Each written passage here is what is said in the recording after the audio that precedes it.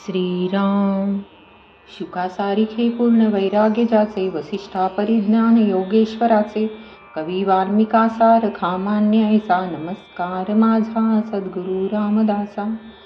जय जय रघुवीर समर्थ. सार्थ श्री दासबोध. दशक 14वा. समास दुसरा. भिक्षा निरूपण.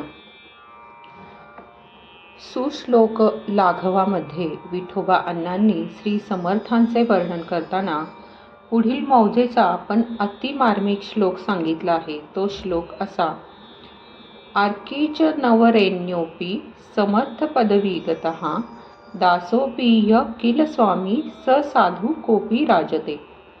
याचा अर्थ असा आहे की हा पुरुष भिक्षेकऱ्यांमध्ये श्रेष्ठ होता, तरी सुद्धा समर्थ पदवीला पोहोचला, तसेच दास असून सुद्धा हा स्वामी पद पावला.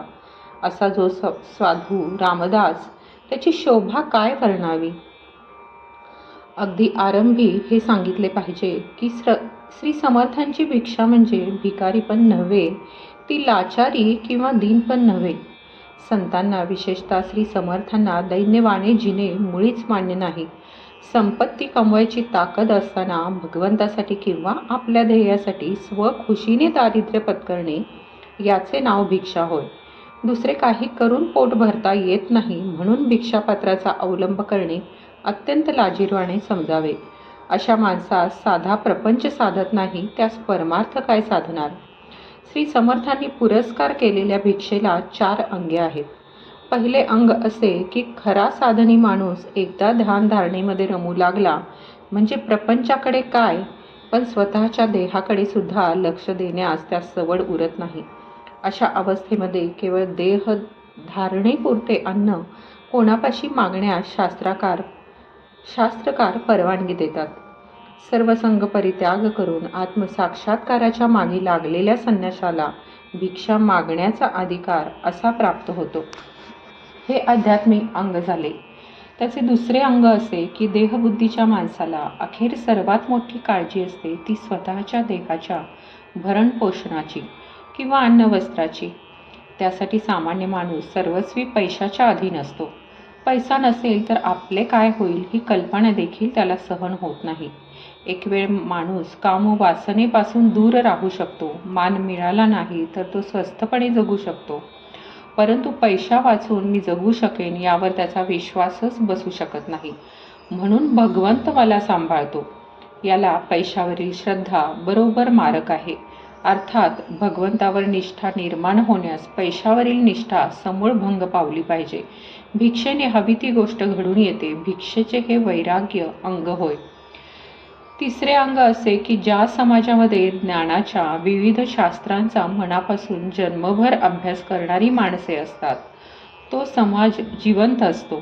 अशा रीतीने अध्ययन व अध्यापन करणाऱ्या माणसाला इतर काही काम न करता आपल्या पोटापुरते अन्न समाजापाशी मागण्याचा अधिकार पोहोचतो. अशा माणसाला जो अन्न वस्त्र पुरवतो त्यालाच धन्यता वाटते. हे ज्ञानाचे अंग होय. चौथे अंग असे की लोकसंग्रही पुरुष निस्वार्थीपणाने आपले सर्वस्व समाजासाठी देतो, तेव्हा समाजाने त्यांच्या खाण्यापिण्याची सोय करणे उचितच आहे. परंतु असे असून देखील तो भिक्षा मागतो. याचं कारण असं की भिक्षेमध्ये स्वातंत्र्य असते, स्वावलंबन असते. माणसाचा सुटसुटीतपणा टिकतो. केव्हाही कोठेही जाता येते. अगदी गरीबातील गरीबात त्यास मिसळता येते. नवीन माणसे पाहायला मिळतात, नवीन अनुभव घेता येतात. एकंदरीत माणूस चतुरस्त्र बनतो. अर्थात कालमानाप्रमाणे भिक्षेचे स्वरूप, पद्धती आणि प्रमाण बदलतात. आता या समासाचे निरूपण ऐकूया. पहिल्या प्रथम श्री समर्थ रामदास स्वामी भिक्षेचा महिमा सांगतात. मोठमोठे ज्ञानी पुरुष भिक्षा मागतात असे प्रत्यक्ष आढळते. ब्राह्मणाच्या जीवन पद्धतीचे प्रधान लक्षण असे आहे की त्याने भिक्षा मागितली पाहिजे. ओम भवती भिक्षाम देही या ब्रीदाचे रक्षण केले पाहिजे. जो माणूस विशेषतः साधक भिक्षा मागून पोट भरतो तो निराहारी समजला जातो. त्याने भिक्षा मागून पोट भरल्यामुळे कोणाकडून फुकट दान घेतल्याचा दोष त्यास लागत नाही. सज्जन आणि दुर्जन दोन्ही तऱ्हेचे लोक जेथे राहतात अशा वस्तीमध्ये कोरडी भिक्षा मागून जो पोट भरतो तो रोज अमृताचे सेवन करतो असे म्हणावे. भिक्षा मागून पोट भरणारा माणूस मिताहारी असतो. भिक्षा घेणे म्हणजे दान स्वीकारणे नव्हे. भिक्षा घालणारे लोक सज्जन असोत किंवा दुर्जन असोत, त्यांनी घातलेल्या भिक्षेने पोट भरणे म्हणजे रोज सोमपान करण्याचे पुण्य होय. भिक्षा मागण्याचा महिमा असा आहे की भगवंताला भिक्षा पसंत आहे. श्री शंकराचा थोरपणा केवढा मोठा आहे, पण तो देखील भिक्षा मागतो.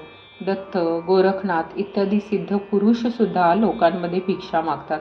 भिक्षा मागण्यामध्ये निस्पृहता प्रकट होते. यानंतर भिक्षेचे फायदे, भिक्षेचे परिणाम आणि भिक्षेची पद्धती सांगतात. जो माणूस वार लावून जेवतो किंवा पोट भरतो तो पराधीन बनतो. त्याचप्रमाणे जो एखाद्या माणसाच्या घरी रोज जेवतो त्याचे स्वातंत्र्य नष्ट होते. रोजची भिक्षा न करता 8 दिवसांची भिक्षा पद्धत ठेवली तर तेही बरोबर नाही, ते कंटाळवाणे होते. रोज भिक्षा मागितल्याने जी नित्य नूतनता, रोज नवीनपणा असतो तो चटदिशी नाहीसा होतो. रोज नव्या नव्या ठिकाणी भिक्षेसाठी हिंडावे, सपाटून प्रवास पर्यटन करावे. असे केले तर भिक्षा मागण्याचे खरे कौतुक आहे. सदैव भिक्षा मागून पोट भरण्याची ज्याला सवय आहे त्याला कोणताही प्रांत, परदेश असा वाटत नाही. जिकडे तिकडे भुवनत्रयांमध्ये स्वदेशच आहे असे त्यास वाटते. भिक्षा मागण्यास कुरकुर करू नये. भिक्षा मागताना लाजू नये. भिक्षा मागताना थकून जाऊ नये. भिक्षेच्या निमित्ताने सारखे फिरत राहावे. एखादा माणूस भिक्षा मागतो पण चमत्कार करतो असे ऐकल्यावर लहान मोठी माणसे आश्चर्यचकित होतात. तसेच तो भगवंताची कीर्ती निरंतर गातो हे पाहून सर्वांना कौतुक वाटते. भिक्षेचे अनेकांगी महत्त्व सांगतात. भिक्षा म्हणजे कामधेनूच होय. ती सदैव हवे ते फळ देणारी असल्याने काही सामान्य नव्हे. भिक्षा ज्याला मान्य नाही असा यती किंवा बैरागी भाग्यहीन समजावा. भिक्षेमुळे नव्या ओळखी होतात. भिक्षेने चुकीच्या कल्पना नाहीशा होतात. भिक्षा दिसायला अगदी मामूली दिसते, पण सर्वांना ती मान्य आहे यात शंका नाही. भिक्षा मागणारा माणूस निर्भय स्थितीत असतो. भिक्षा मागण्याने महंतपणा म्हणजे आध्यात्मिक पुढारीपणा प्रगट होतो. स्वातंत्र्य आणि भगवंताची प्राप्ती हे 2 गुण भिक्षा मागणाऱ्यास प्राप्त होतात. भिक्षेला कधी असला अडथळा येत नाही. भिक्षेवर पोट भरणारा सदैव मोकळा असतो. भिक्षेच्या योगाने सगळा काळ सार्थकी लावता येतो. भिक्षा म्हणजे अमृतवल्ली आहे. जिकडे तिकडे ती फळाफुलांनी बहरलेली असते. एखाद्यावर जेव्हा अवदशा गुदरते तेव्हा लाज सोडून भिक्षा मागणाऱ्यास ती मोठी फलदायिनी होते. पृथ्वीवर अनेक देश आहेत. त्या देशांमधून पर्यटन करताना उपाशी मरण्याची पाळी येत नाही. भिक्षा मागणारा माणूस कुठल्याही ठिकाणी लोकांना जड होत नाही. गुरे पाळणे, व्यापार करणे आणि शेती करणे या व्यवसायाहून भिक्षेची प्रतिष्ठा, सामाजिक स्थान अधिक आहे. म्हणून महंताने आपली झोळी कधीही बाजूला करू नये. भिक्षेसारखे वैराग्य नाही आणि वैराग्यासारखे भाग्य नाही. ज्या माणसापाशी वैराग्य नाही तो माणूस आकुंचित व अभागी समजावा. अखेर भिक्षा कशी मागावी ते स्वामी समर्थ सांगत आहेत. कोणाच्या दारापुढे उभे राहून काही भिक्षा मिळेल का असे मोठ्याने म्हणावे. पुष्कळ भिक्षा घालायला आणली तर फक्त मूठभर घ्यावी. भिक्षा मागणाऱ्याने अल्पसंतोषी असावे. मोठ्या प्रसन्नतेने भिक्षा मागावी. निस्पृहतेची लक्षणे अशी आहेत. दुसऱ्यांशी बोलताना किंवा संभाषण करताना अगदी गोड मृदू शब्द बोलावे. ऐकणाऱ्यास अतिशय आनंद होईल असा आपला वाग्विलास असावा. भिक्षेची स्थिती ही अशी असते. ती मी थोडक्यात यथामती येथे सांगितली. पुढे येणाऱ्या आपत्कालापासून भिक्षा माणसाला वाचविते. इति श्री दासबोधे गुरुशिष्य संवादे भिक्षा निरूपण नाम समास 2 समाप्त. जय जय रघुवीर समर्थ. तुम्हाला हा व्हिडिओ आवडल्यास कमेंट, लाईक, शेअर करा आणि पुढील व्हिडिओसाठी हे चॅनल सबस्क्राईब करायला विसरू नका.